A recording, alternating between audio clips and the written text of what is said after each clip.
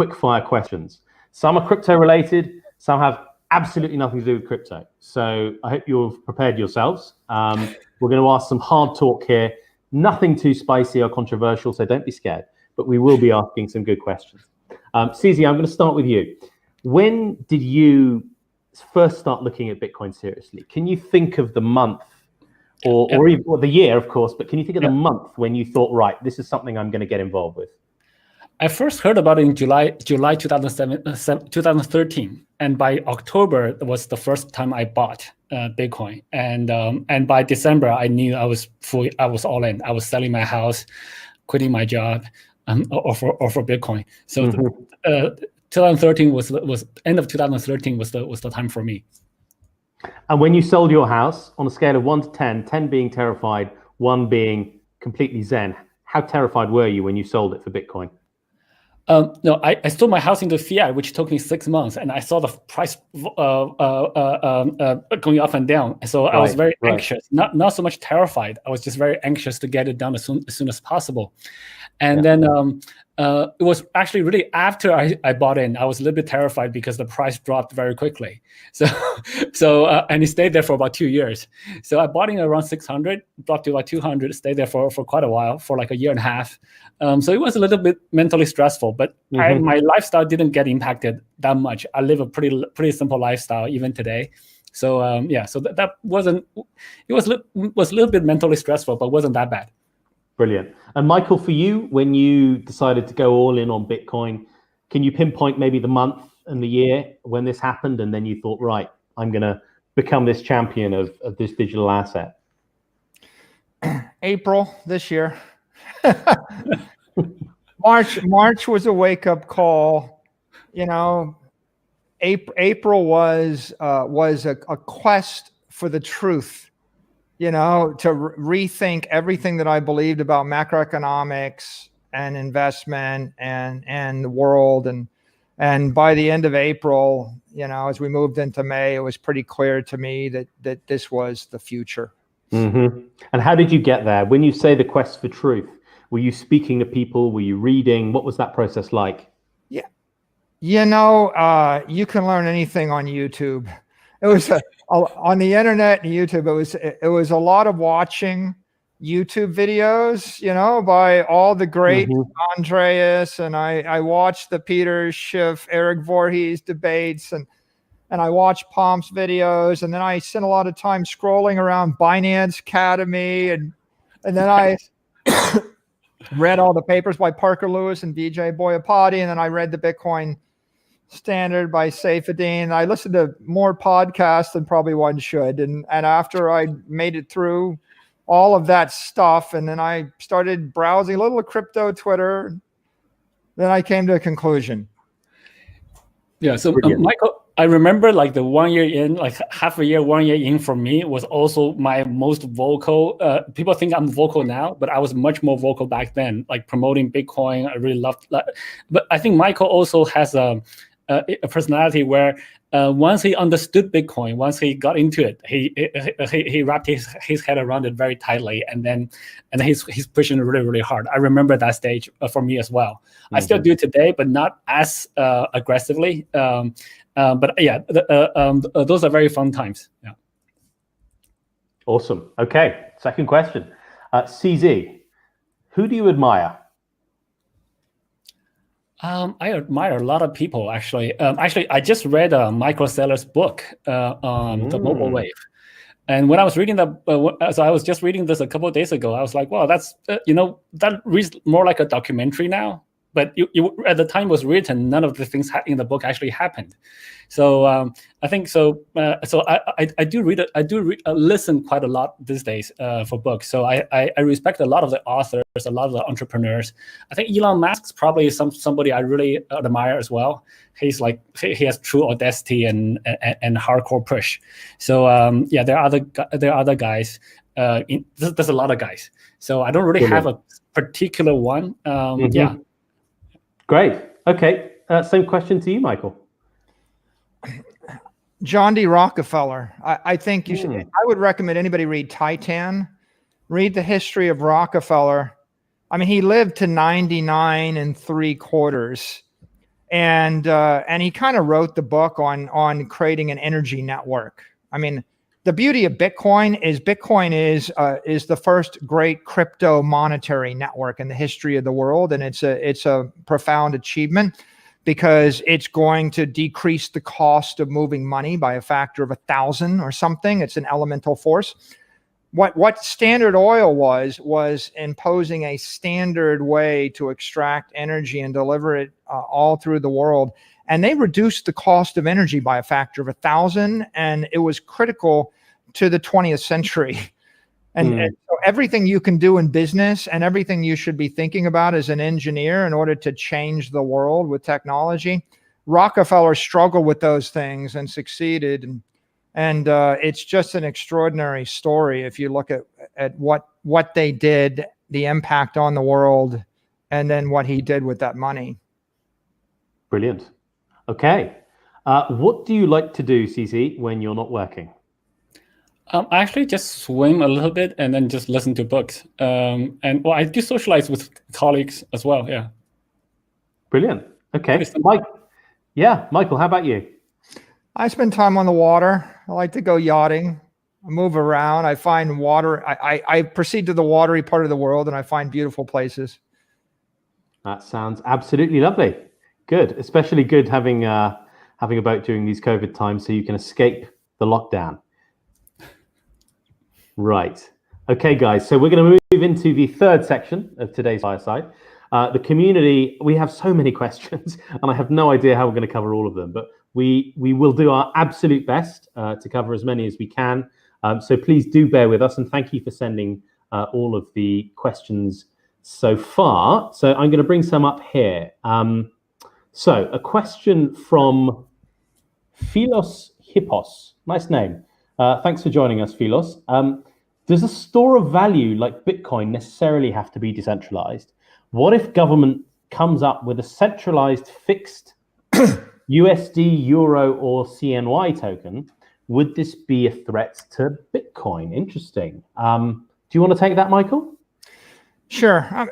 I mean, I think that the whole point is if you want to store a value, it needs to transcend any company and any government so that no individual can change the rules and inflate it away. So I don't see anything issued by a company or issued by a government to be competitive. For it to be truly property in cyberspace, it has to be owned by no one, controllable by no one, so that no one, even with a gun to their head, could change the consensus. As long as any one person, group, company, or government has any control or power over it, it's not an elemental force in cyberspace. Mm-hmm. It's not. Nobody can force you to change the laws of gravity and the laws of thermodynamics. If you step off a cliff, you're going to die. It doesn't matter whether you run a country, you're the richest man in the world, you're going to die. And so for this to be a store of value, it needs to be a store of energy. Store of energy means respect the laws of thermodynamics. You can't allow any company, any government to meddle with the laws of thermodynamics. And hence, it's got to be decentralized. It's got to be outside the control of any human being for it to be thermodynamically and mathematically sound. Yeah. And also, like when you depend on a central party, either a bank or a government or the guys who are in that institution changes over time, and the guys who have power wants more power, and their power and influence, their power will grow over time. They'll have control over it, and they will change the rules. So only something that's mathematically insured and physically insured is going to be a true store of value. So I don't think that that can be issued by a single entity. Makes sense. Okay. So we've got a question here from Alex. Hi, Alex.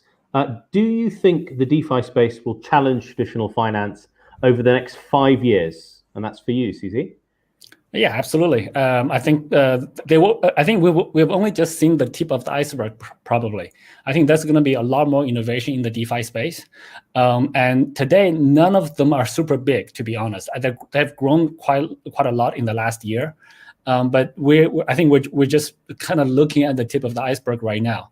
So I think Binance.com, the centralized exchange, could be very well challenged as well. But I think before that is truly challenged, a lot of the traditional businesses or financial institutions will be challenged a little bit more. So we'll see what happens. But I fully think that the future is decentralized, and we also have multiple experiments in that realm, and hopefully a few of them will be successful. Brilliant. So, question from Wilfred Michael. Hi, Michael. Can you tell us if other tech CEOs have contacted you since you started investing in Bitcoin? I do hear from a lot of interesting CEOs and high net worth individuals, and they all want to understand what's going on. It's really raised the awareness of Bitcoin quite a bit by this action. And I can't tell you what they're going to do. I'm not allowed to talk about that, but I can tell you that the amount of interest and awareness has increased by orders of magnitude since we made our announcement. And I'm happy to see that awareness growing. I think that Bitcoin is the solution to 7.8 billion people's problems. They just don't know it yet. Right. Yeah. And Michael, if I can, I'll take this brief moment to say, on behalf of the people who, at least my fans on Twitter or people who in this industry, we really, really appreciate what you did to make this awareness much, much higher among especially the institutions and other sort of traditional funds, companies, etc. So I think you really helped bring Bitcoin crypto industry to the next level. To be very honest, it's not completely you, but it definitely helped a big chunk. So we really appreciate it. Well, thank you. I would say I'm standing on the shoulders of giants. I waited till after March. I'm a late bloomer, and all the hard work had been done by the OGs, by the exchanges, by the writers. They're the ones that did the work. I just had a very big problem, and it was the solution, and I kind of put the problem and the solution together. I think that deciding to get in this business after March of this year is pretty much the most straightforward decision. We just happened to be the first, year one of making a straightforward decision. Deciding to get into this business before March of this year, I would say, is visionary and courageous. Michael, I think in 5 years, people will say the same thing 5 years later. So, yeah. Okay. Another question coming in from Murphy Alex, or Alex Murphy. Sorry if I'm butchering your name. Whales and sharks dominate the Bitcoin market. So is there a place for a small trader like me? CZ, what do you think? I think, well, basically, in any trading market, there are the larger funds do have somewhat advantages, just as in life. So they are able to invest in better tools. They're able to hire larger teams. They have more sophisticated strategies, etc. I think as far as active trading goes, I think we do want to ask yourself if you are a good active trader. If you're a good active trader, then yes, you can continue to trade. If you're not a good active trader, I actually don't recommend people to become day traders just because they're now entering into crypto. That doesn't make sense. If you're not an active trader in the traditional financial space, you should not suddenly become an active trader in the crypto space. And if this is something that you want to learn in the crypto space, use very small portions of your funds to do that. So don't risk very large amounts. So I usually advise people not to become active traders. But I encourage people a lot more what Michael is doing, which is buy and hold long term. If you buy and hold long term, it's a much easier thing to handle. So that would be my advice for anyone who's asking this type of questions. Yes, the larger institutional guys do have a lot of tools that you may or may not have, and trading is not for everyone. But asset fund management portfolio management is for everyone. Everyone has to do it. You have to manage your financials. So learn about that. That does not mean active trading. That usually means buy and hold. Makes sense. Okay. Michael, we've got a question here from the Bakery Swap team, and they want to know what your thoughts are around corporate investments that don't include Bitcoin as a way to protect capital in the long term. So I think they're getting here at, are there any DeFi assets or crypto tokens that are of a more DeFi nature that could at some point in the future be part of the thinking around diversifying corporate assets and treasury assets? I think the most important thing we can do to attract corporate assets is to provide them with safe haven, long duration, extremely simple, understandable value proposition. So Bitcoin is going to be the gateway to bring any corporate treasury into the crypto industry. If you're a corporation, you're going to want to see something that has not changed, ideally for a decade. If not 5 years, if you introduce something and 5 years later it's exactly the same and doing exactly the same thing, then people start to think I can put a lot of weight on that. So I think you're building the foundation from there. And the right way to think about it is get the corporations to buy Bitcoin, and then once they bought Bitcoin, they're going to look at other alternatives or other options as the industry grows. And if they find something that suits their needs, they may pursue it. But I think that the killer application for corporations is store of value. And store of value just means I just want to take my treasury and not lose purchasing power. I think that most companies, corporate treasuries, they're not looking for functionality in the form of smart contracts. They're not looking for privacy, right? Corporations can't have privacy. It's all, especially a public company by definition. So they're not looking for functionality. They're not looking for DeFi. They're not looking for privacy. What they're looking for is store of value. And what you're competing against is short duration sovereign debt. They're either holding cash or sovereign debt. They're not even going to hold gold, by the way. Right? Most companies won't buy gold. So, your lift is you have to convince corporations that rather than hold a 5-year debt instrument from the US government or the EU, they should hold a crypto asset. And they're going to want the safest, most widely adopted crypto asset. And if 100 other billion-dollar institutions own that asset, they will consider it as a potential allocation, right? But that's where we are in this life cycle. We need to just keep working that. That'll be going on for 5 years, 10 years, probably. Brilliant. Okay. Final question for you, Michael. You've got some interesting developments, we understand, around an initiative based on Bitcoin's security and integrity. Is that something you'd like to tell us about today? Look, I think that it's really important that we focus upon making large institutions comfortable that Bitcoin is the most secure, safe haven, long duration asset. One thing they love to see is that the industry is doing everything it can to avoid introducing bugs into Bitcoin and to protect it against hacker attacks or the like. And so security is very close to my heart. MIT DCI, I think, is a great organization. They've done really great work on Bitcoin Core, and they're spinning up a security initiative. And I'm working actively to support that security initiative right now. And I think you'll hear more things on that subject as we go into January, I suspect. Very interesting. Very, very interesting. We will keep our eyes peeled. I think you're on mute there, CZ, by the way. Okay, interesting. Very interesting. Very interesting. Okay. We are all ears and all eyes, so we look forward to hearing more. Very good. Well, CZ, Michael, we've drawn to the end of today's fireside session. Thank you so much to you both for joining us. It's been a real pleasure kicking off the first of many upcoming Binance fireside chats.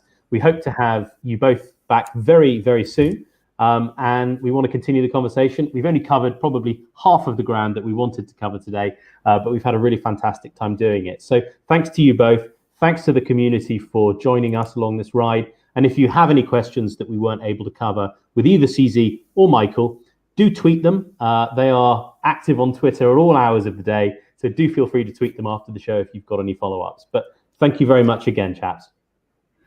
Yeah, Michael, thank you so much for joining this. And yeah, I'll connect with you offline when we can chat more. Awesome. Thank you. Nice to be with both of you today. Thank you. Thanks, Michael. Thanks, Easy.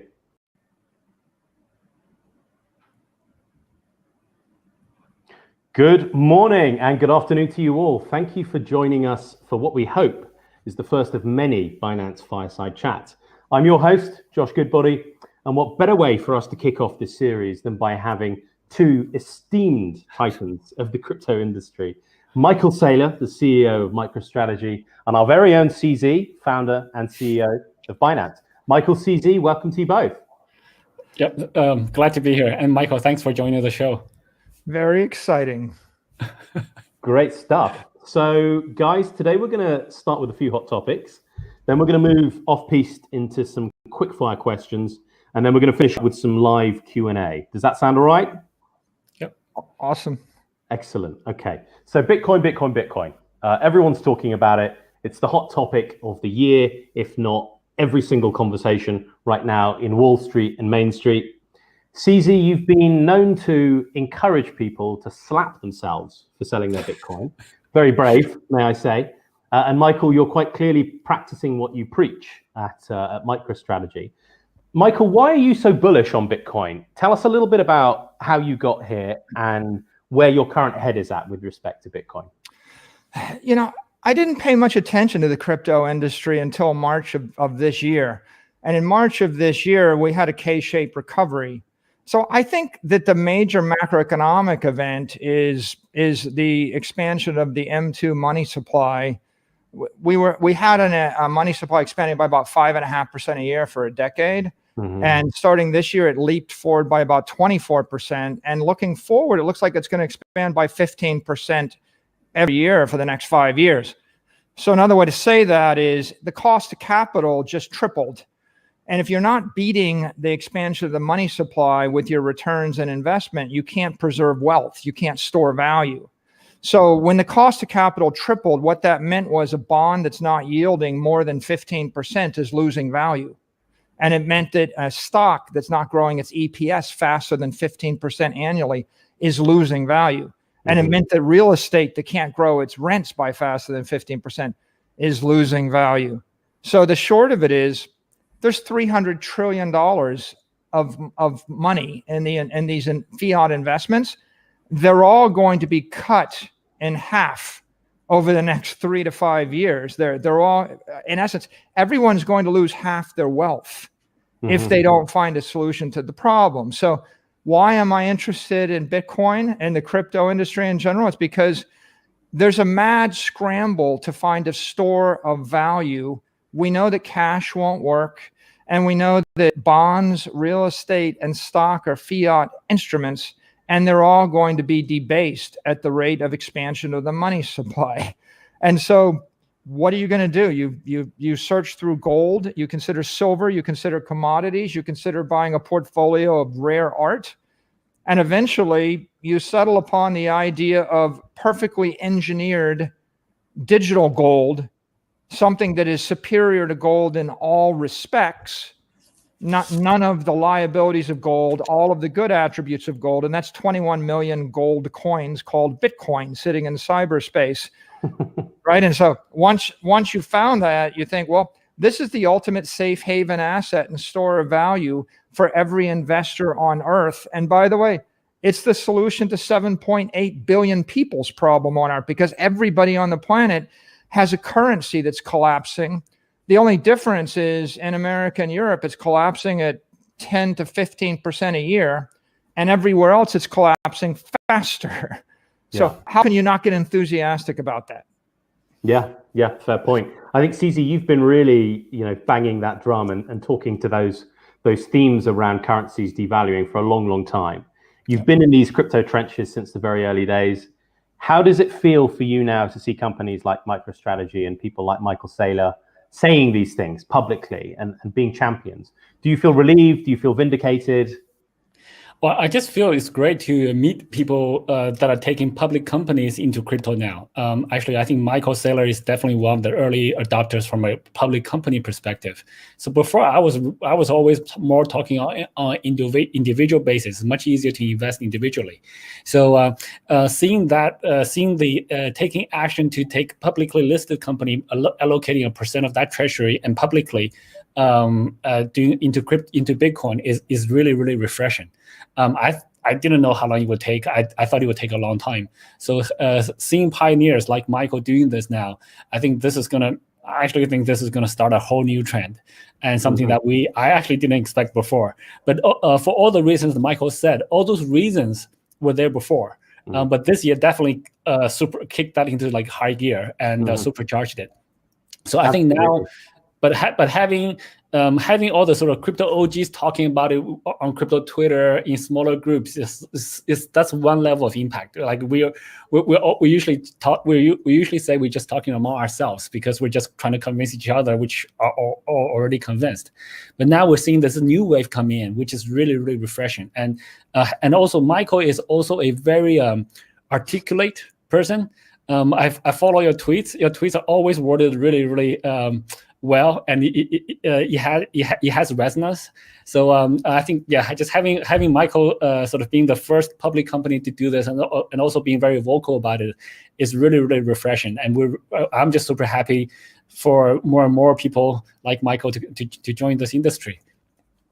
Awesome. And Michael, do you think we're getting to this point that it actually starts to become a conversation within treasury functions in not just publicly listed companies, but other companies, whereby you're almost not doing your job by considering Bitcoin as a store of value for your treasury function? You're almost remiss for not looking at this in more detail. At what point do you think we're going to be getting there? Or are we actually already there and these conversations are happening in more and more treasury functions? I think that March of this year was the inflection point. If you had asked me what did I think about Bitcoin and would our treasury invest in Bitcoin in February, I would have said, what is Bitcoin? Or I think I read about it, but I'm not paying attention to it. And if I'd walked into my boardroom and said we should do it, they would have thought I'd gone crazy.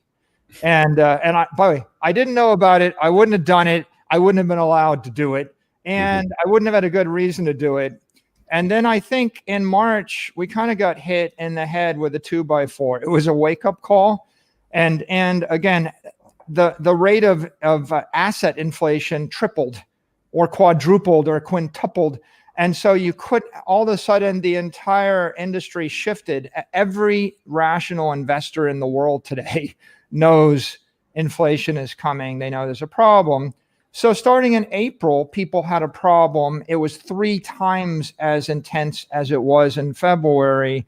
All the media started covering it, and all of the other solutions to the problem started to look like they're not working again. So if you think about how fast institutions move, you know, it takes, if you're wicked fast, in 3 months you're working on it, in 6 months you've done something, and otherwise it's quarter by quarter by quarter. And so I think you know, we did it. You saw Square do it, and there's been a parade of 100 institutional positive milestones that happened since March, and each one of those is building a tapestry of momentum, and it's making it easier for the next company. I think it's a no-brainer that private companies, I see a lot of private companies working on it, but I also hear institutions, pension funds, and unions and endowments and things like that are starting to move. And I also think public companies will do it. I think the hardest hurdle is for public companies to do it, because there's interlocking regulatory and governance and accounting and strategic issues and communications issues, which are really tricky to work through. But I think that you know, the hedge funds, the Paul Tudor Jones, Stanley Druckenmiller, Bill Miller, all of those, they can move faster, and they typically want to front run the bigger players. And then you have the lumbering institutions. And of course, the private companies and high net worth individuals and family offices, they've got the same problem, and they can move faster, and they don't have to put out a press release saying what they did and why they did it and justify it. Yeah, absolutely. So what's really clear is that you're both super passionate about growing this industry. CZ, 2020 has been a really, really good year for Binance. How do you plan to continue this growth and kind of try and foster a 10 timesing of this economy that we're in? What are your thoughts around that? So my thoughts on this industry is actually quite simple. I think basically the industry has to grow for businesses in this industry to grow. But I'm very confident that the industry will grow. I think we're seeing institutional before when we talk about institutional participation, we're talking about institutional traders potentially like allocating some funds trading Bitcoin or something. But now we're seeing institutional treasury come in. And I actually heard different versions of this rally, and they were saying that there are just a few institutions allocating 1% of their treasury into Bitcoin, and that's causing this rally already. So just imagine like how much more demand there is once more of the treasury managers figure out that this is what they need to do. So from my perspective, I think this year, yeah, it has been pretty bad in almost every other instance, but it has been good for the crypto industry. That is really showing that the fundamentals of Bitcoin, fundamentals of cryptocurrencies, that it is limited supply, there's no inflation, it is a hedge against all this other macroeconomic changes. And I think for our goal is really just to keep our service up while this industry is rallying. So we got to be able to handle the number of new users coming. We got to handle like peak traffic, peak volumes. Got to do our KYC, AML. All of those things most of those things don't scale very well because there's sometimes human components to them. Mm-hmm. So we're just trying to find out better ways to be able to service institutional participation as we define it now. Like treasuries come in, they will want to do due diligence on us, and how to service potentially Saylor, MicroStrategy, firms like this. So this is going to be our challenge going forward. I'm not worried about the industry. I'm very worried about the economy overall. But the crypto economy, the crypto industry will be very good. So I think Michael's really joining early, and in his own words, kind of front running the other late adopters. So I think that's a really smart strategy to adopt. Cool. So on that theme, Michael, of trying to 10 times this industry, let's think even bigger. Let's say 100 times this industry. What's your view on how we've got to get there? We were talking earlier around things like demonstrating to people how big the Bitcoin economy is. How do you quantify the Bitcoin community? Things like that, I think, are really important, and you've got some great ideas on that. So do you want to share with us how you think we can 10 times, 100 times elements of the Bitcoin economy? Well, I think that it starts by rotating from one narrative, which is, well, Bitcoin is a very interesting uncorrelated digital asset with high volatility, with high potential returns, and you can put 1% to 2% of your portfolio into it with or without leverage. But that's one. That was a narrative, and the speculative narrative was predominant before March. But that's not going to appeal to 99% of the investors or the money in the world. They want something different. They want Bitcoin is the ultimate synthetic long-term treasury reserve asset. It's an engineered safe haven asset engineered to be superior to gold in all aspects of a bearer instrument that's a store of value. And if I go from one to the other, then I'm not talking about getting 1% of the money from 1% of the investors. I'm talking about getting 50% of the money from 100% of the investors. Okay, so what does that mean? Well, I mean, it means that the people that we want to appeal to are the people that put their money in gold because they don't trust fiat instruments. So there's $10 trillion there. So they'll be looking at, how does Bitcoin compare to gold? How does Bitcoin's volatility compare to gold, returns compared to gold, trading liquidity compared to gold, et cetera? How many people hold Bitcoin versus people that hold gold? I think the second big, by the way, and that's $10 trillion, right? So that gets you a factor of 20 to 50 there. The second bucket is people with bonds. $17 trillion of negative yielding debt, $100 trillion of 0 to 3% yielding debt. Why are you putting money in bonds, sovereign wealth? It's a safe haven. So people's reaction is the market gets scary, they run to a safe haven. I think it's pretty important in the crypto industry, and with regard to Bitcoin, you position Bitcoin as the ultimate long duration safe haven asset, so they run to it instead of running to sovereign debt. That gets you, again, another factor of 10, 20, 30. And then finally, you've got a pool of big tech investors. You could argue a lot of people are using big tech like Tesla, Apple, Amazon as a store of value. They've lost faith in the currency. They know they can't invest in negative yielding bonds. They're not quite sure about gold. I mean, gold is defective. It's an antiquated store of value. It was the best store of value for 5,000 years until we invented the computer, ZZ, right? Like, yeah. It's like the Canon camera was the best way to take photos, and we put photos in shoeboxes in our attic until we invented the iPhone. It was a good idea until it became not a good idea. Libraries were a good idea until Google gave away 1 million books for a nickel for everybody on Earth. And then it became not so good an idea. And so what you've got here is people running to these things, like they're running to big tech, they're running to gold. And I mean, I don't know why anybody would run to bonds, by the way, like sovereign debt yielding negative. I can't figure that one out, but they're all looking for a store of value. Add up those three, it's $150 trillion. You know, Bitcoin is 350. So the only reason people wouldn't buy into the idea of a crypto asset as a treasury reserve is because they don't understand it, or they're afraid, or when they show up to the exchanges, they get confused. So I think that when I show up to exchange, if you show me Bitcoin versus gold versus sovereign debt versus big tech and Bitcoin volatility versus Apple volatility. No, by the way, everybody says Bitcoin's too volatile. Apple's been more volatile than Bitcoin for the last 90 days. You know, if they saw Bitcoin versus Tesla volatility, Bitcoin volatility, Tesla's more volatile than Bitcoin. And so when they see this compared to big tech, to debt, and to gold, then you're telling them you can trade the one for the other.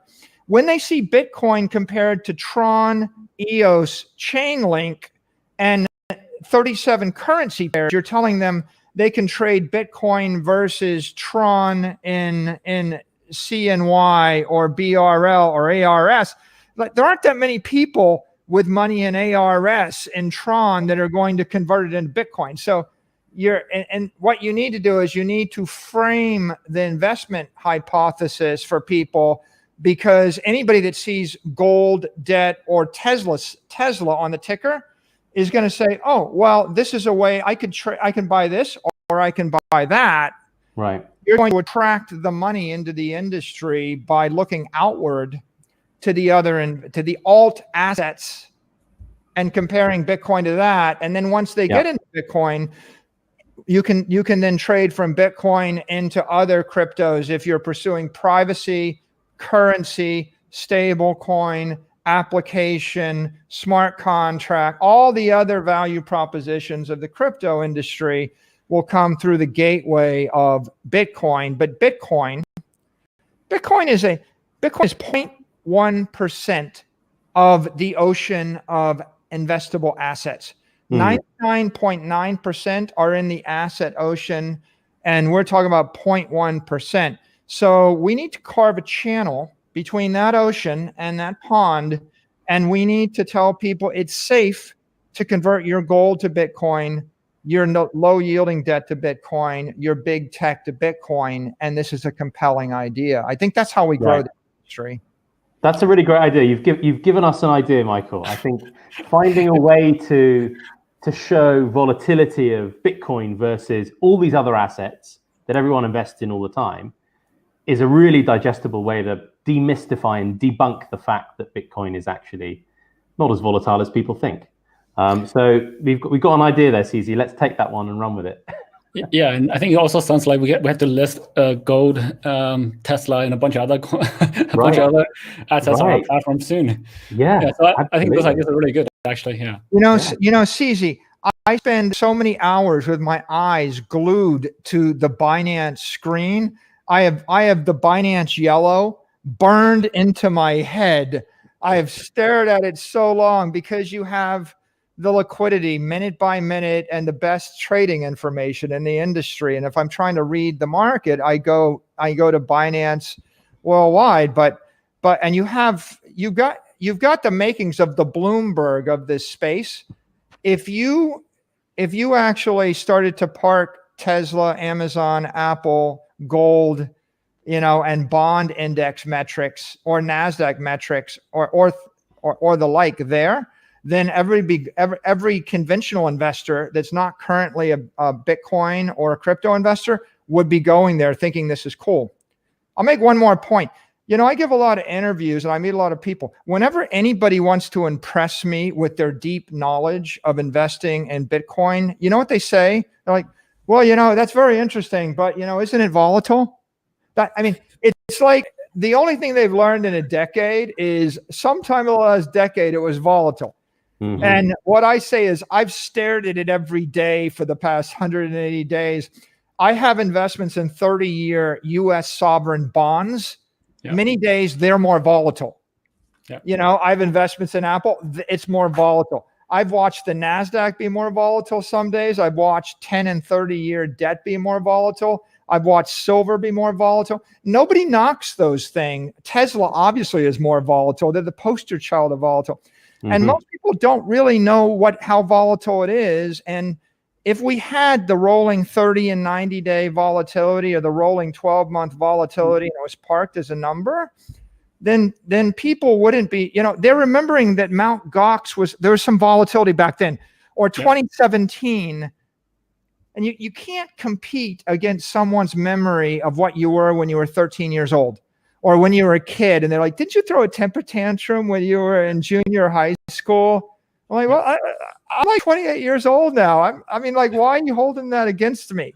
And the answer is because we don't put it in front of their face. And if people are just saying, yeah, Bitcoin is 82% as volatile as Apple this month, everybody go, oh, wow.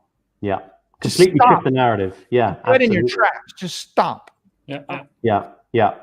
Well, so on picking up on one thing that you've said there, Michael, gold. I'd be probably remiss not to talk about gold for at least a minute or two. Bitcoin, digital gold, that's been the narrative. Some people say that's generous. Some people say that's not doing a service at all to Bitcoin. I remember you saying that Bitcoin was, I think it was 1 million times better than gold. That's a bold claim. So do you believe that it's already replacing gold? And if so, why? It is 1 million times better than gold. And it's 1 million times better than gold because of two ideas. One, it is engineered virtual gold, which means it is all the virtues of gold, none of the liabilities of gold, right? It's not centralized. It has no mass. It moves at the speed of light. It's absolutely capped. If God designed virtual gold in cyberspace, he would have designed Bitcoin. Okay. Yeah. Yeah, absolutely. People that know this know that God's name is Satoshi, right? So that's one reason. But the other reason is because Bitcoin isn't just a synthetic safe haven asset engineered to be superior to gold. Bitcoin is also the world's first thermodynamically sound monetary network. It is a big tech digital network. It's Facebook for money or Google for money or like YouTube for money, which means that it's a network engineered to host that safe haven asset. And it's an open network. So every knock on Bitcoin, like, well, maybe the transactions aren't too fast. Well, I watch Binance. They're pretty fast on Binance. You plug into Bitcoin, and a lot of people's view of Bitcoin is how fast Binance moves. And so if you want it to be a payment network, you plug Square or PayPal into it, and it gets better. If you want it to be a trading network or a finance company, you plug Binance into it, it gets better. If you want it to be an institutional offering, you plug Grayscale or NYDIG into it, it gets better. It's an open, you want it to be more secure. You've got your cold storage hardware wallets on one extreme. You want it to be easier. Eventually it's going to get built into Apple Pay and Google Pay. Why? because Apple Pay and Google are going to have to respond to Square and PayPal. Why? Yep. Because politicians destroyed the savings account. And if I take Square Cash application without Bitcoin, it's a free checking account and I can move money around. But when I take Square Cash application and I plug in Bitcoin, it's a free checking account with a savings account that's been yielding 100% interest tax-free over the past decade every year. So do you want a savings account that yields 100% interest if you're PayPal or Square? Yeah. Do 7.8 billion people want it? Yeah. Can Apple and Google and Facebook afford to not offer a savings account in cyberspace that yields 100% more than the next bank? This is not about a little trinket, right? This is about the bank gives you zero interest and your money is worth half as much 36 months, or it's going up and doubling every year. Yeah. So why is Bitcoin a million times better than gold? Because you can engineer it into a mobile app, into an exchange, into any piece of software, and it's on an open protocol. So that idea of an open monetary network where virtual gold moves at the speed of light and eventually finds its way into Amazon and Google and Facebook and Apple and Square and then there's this little war, right? Like Square's going to beat PayPal, so they need one more button, and Apple's going to put in one more button, and who's going to win? The market, right? I mean, you guys know it's a very brutal market in exchanges, right? It's what's the next feature you're going to add? Nobody is going to engineer another feature into gold, right? Mm-hmm. Gold is going to be the same thing it has been.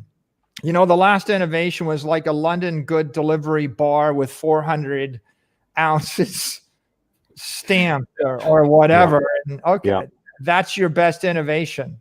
How do you engineer better? And the point is you can't any more than you can improve Polaroid pictures in a shoebox in your attic. You can't make it better. Yeah, I think Michael said something that's really, really interesting there. I think what Michael described there is partially what Binance Card does today, which allows you to spend crypto directly from your crypto savings account, and it actually works with Google Pay and Apple Pay, but not in all locations now. So we will definitely absolutely work on to increase the coverage of that. But there's something else that Michael you mentioned that's really interesting. I want to pick your brain a little bit, which is you mentioned pension funds and sovereign funds. Right. So now we have individuals investing in crypto, public companies now investing in crypto. When do you think the pension funds and sovereign funds are gonna jump in, and what process is gonna require them to come into to this? Because eventually they will have to abandon ship and hold some Bitcoin, right? I wouldn't be surprised if we don't start to read about pension funds and sovereign wealth funds investing in Bitcoin next year and in the next 12 months. Yeah. Look, this is God's gift, right? This is the perfect instrument for someone that needs long duration. So when I look at anything, I look out 100 years, CZ, and then I look out 30 years, I look out 10 years, and if you need to leave wealth to your grandchildren in 30 years, how are you going to do it? And if you needed to leave it to your great-great-grandchildren in 100 years, how are you going to do it? And you cycle through, and you're like, well, real estate's going to get taxed away, and maybe the regime will fail, and you can't carry your real estate from one place to another place. Companies are getting taxed on income tax, employment tax, tariffs, etc., and they've got corporate risk, and they've got massive competition. You can't be sure any company will be in 100 years. Yeah. Then you've got bonds. Well, every bond is, unless it's growing faster than the money supply, it's diluting. So you're going to lose most of your bond. Then you've got gold, and gold miners are going to print it, 2-3% a year, and then it's corruptible, and you can counterfeit it,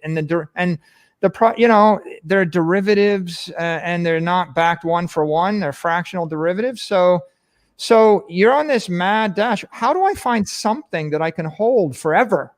And a lot of times, you know, individuals that are trading, they're thinking forever is 30 days, right? Like 3 days, you know, like 3 months, 3 years. Like, no, who thinks past 3 years? Well, pension funds by charter, they have to think 30 years.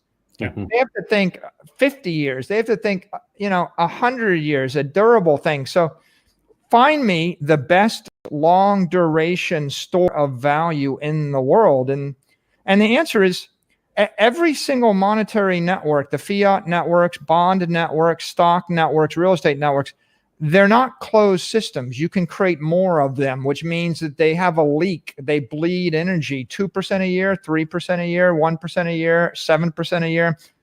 Well, Bitcoin is the one thing that's a closed system. You can't create more than 21 million coins. You might slightly decrease the amount, but they're never going to be more than that. Yeah. And the definition of a closed system is you can't put mass in. All you can do is put energy in. And energy is monetary energy, right? It's money. So as monetary energy flows into Bitcoin, it sits like in the network, like a monetary battery. This is a battery that will hold a charge for 100 years. That's the big idea. The institutions are just now starting to wake up to this idea that if you put your energy into a real electric battery, it drains 2% a month. You're going to lose 24% of your electricity in a year. You put it into a gold battery, you lose 3% a year. You put it into Bitcoin, you're not losing any energy. That makes it so superior for every pension fund, everyone looking for long duration, that once that message gets out, they're going to stampede to it. It just is a matter of education and them getting comfortable and then solving all the on-ramp issues, you know, and making it easy for them. That's our job. Yeah.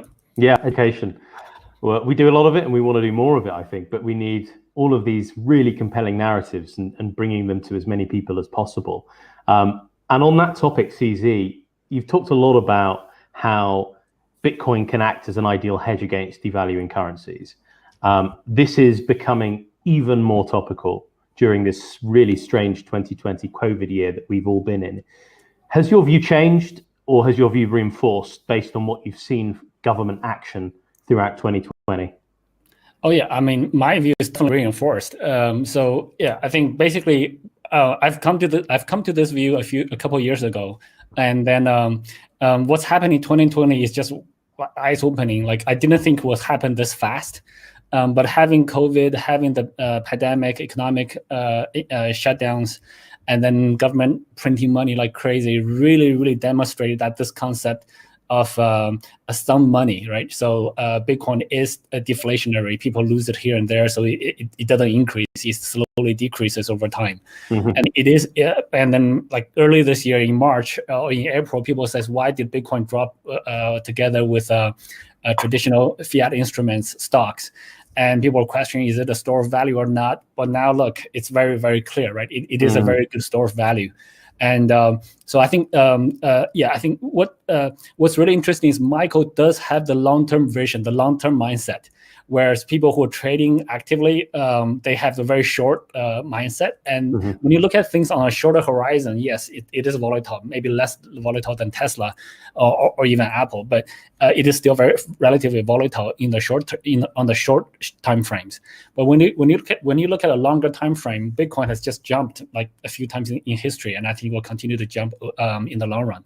So yeah, all of my views are super strongly reinforced this year. So I don't have any fiat, so I couldn't buy Bitcoin. I couldn't buy more cryptocurrency. So my assets are already all crypto. But yeah, I'm not. Brilliant.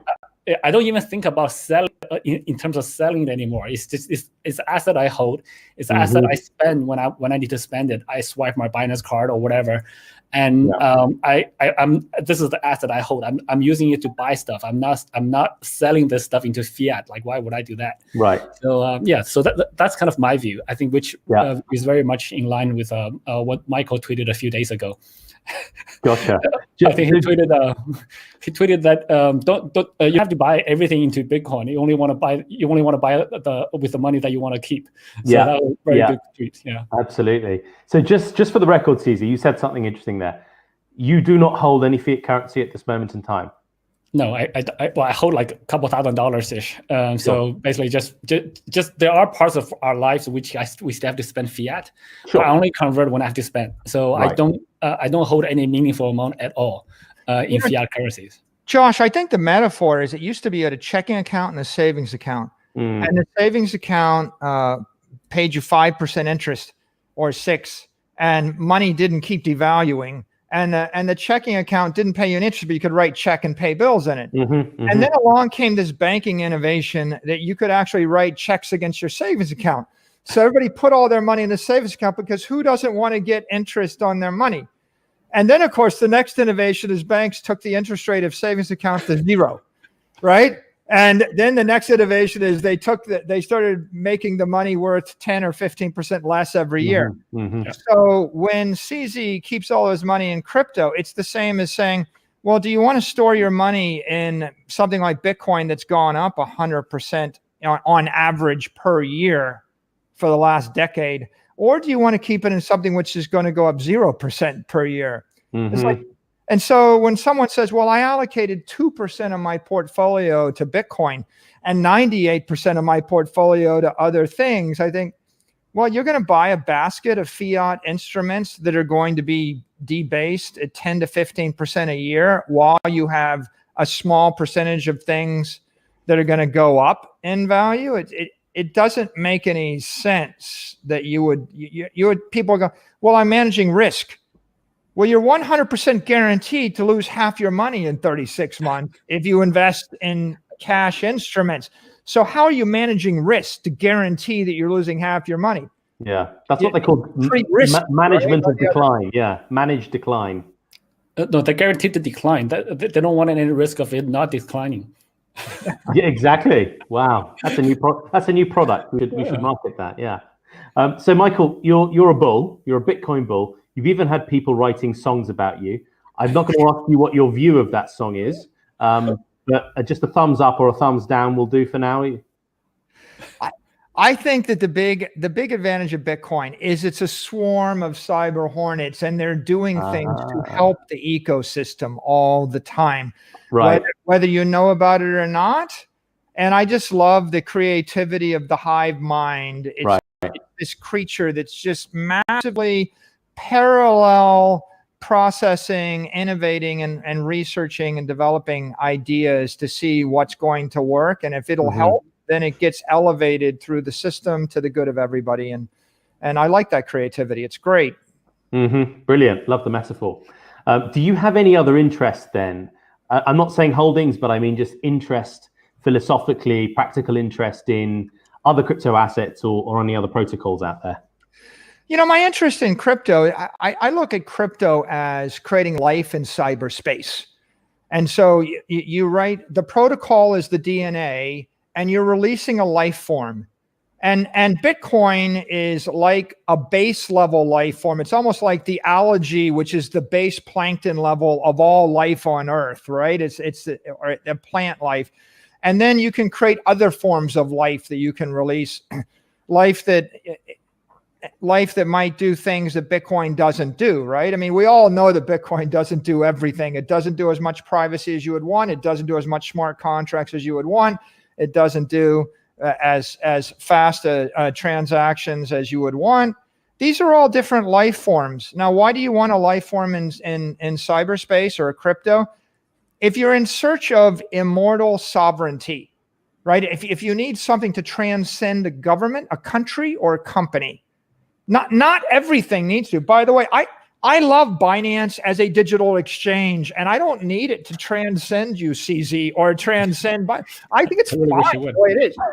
I mean, if I wanted to give all my money to my great grandchildren, I'm more likely to do it in Bitcoin than leave it on the Binance exchange. And you could figure out why, right? But at the same time, I think that the world needs to have a mixture of cryptos, a mixture of digital assets. There's a place for all these things, and I think that the real key is when you're playing God in cyberspace, you kind of got to get the genetic DNA protocol just right then you release it, and then you let it grow and it fills its ecosystem. And what we've got is the Cambrian explosion of crypto life forms, and some are going to live and some are not going to live. And the market is like this Darwinian natural selection process, right? And we'll see what happens. It's fascinating. Yeah, survival of the fittest. Absolutely. Yeah, I share almost the identical view as Michael on this topic. I mean, there are many. Bitcoin is the most decentralized base platform. It is the king of all the other cryptocurrencies.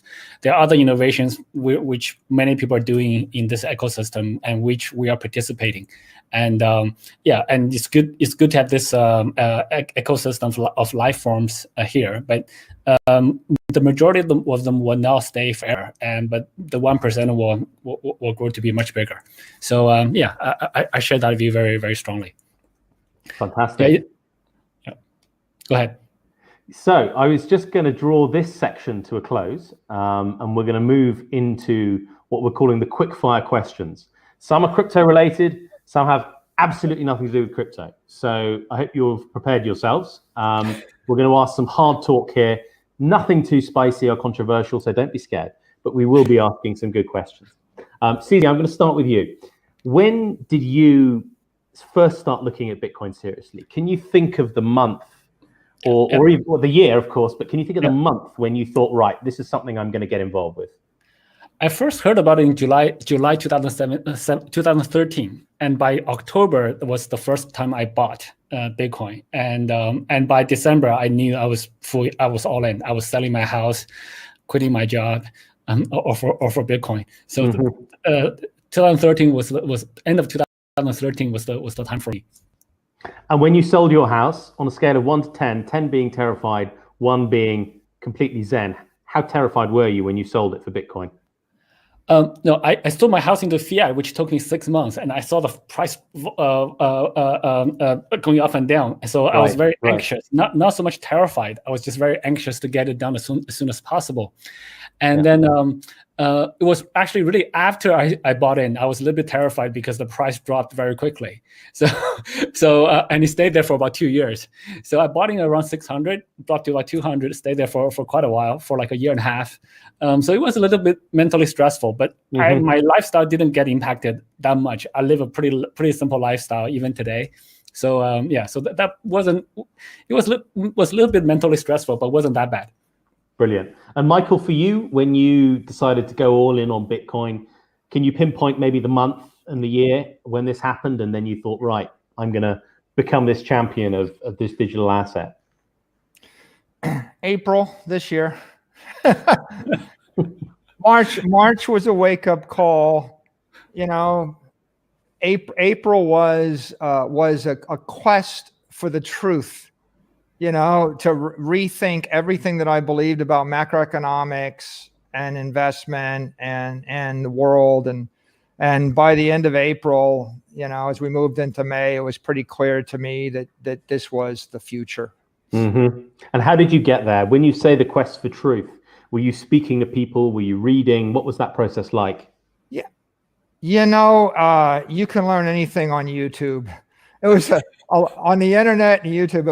It was a lot of watching YouTube videos, by all the great Andreas, and I watched the Peter Schiff, Eric Voorhees debates, and I watched Pomp's videos, and then I spent a lot of time scrolling around Binance Academy, and then I read all the papers by Parker Lewis and Vijay Boyapati, and then I read the Bitcoin Standard by Saifedean. And I listened to more podcasts than probably one should. And after I made it through all of that stuff, and then I started browsing a little crypto Twitter, then I came to a conclusion. Yeah. So Michael, I remember like the 1 year in, like half a year, 1 year in for me was also my most vocal. People think I'm vocal now, but I was much more vocal back then, like promoting Bitcoin. I really loved that. But I think Michael also has a personality where once he understood Bitcoin, once he got into it, he wrapped his head around it very tightly, and he's pushing really, really hard. I remember that stage for me as well. I still do today, but not as aggressively. But yeah, those are very fun times. Yeah. Awesome. Okay. Second question. CZ, who do you admire? I admire a lot of people, actually. I just read MicroStrategy's book, The Mobile Wave. And when I was reading so I was just reading this a couple of days ago, I was like, well, that's, that reads more like a documentary now. But at the time it was written, none of the things in the book actually happened. So I think so. So I do read it. I do listen quite a lot these days for books. So I respect a lot of the authors, a lot of the entrepreneurs. I think Elon Musk's probably somebody I really admire as well. He's like, he has true audacity